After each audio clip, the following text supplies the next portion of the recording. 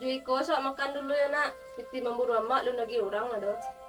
Nak ada mak biasanya kawak meleko dulunya.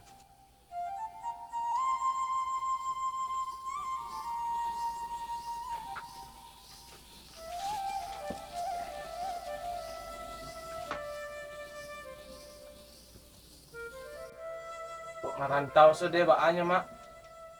Kalau ke rantau loang di siang mak di rumah. Sanak wak pun nak do. Cek lah di siang di rantau nen. Lainya mak. Kawan dia lai ado di rantau nenyo mak. Mah nak mak parida gurun tua. Ajinyo de kakarajo biswa.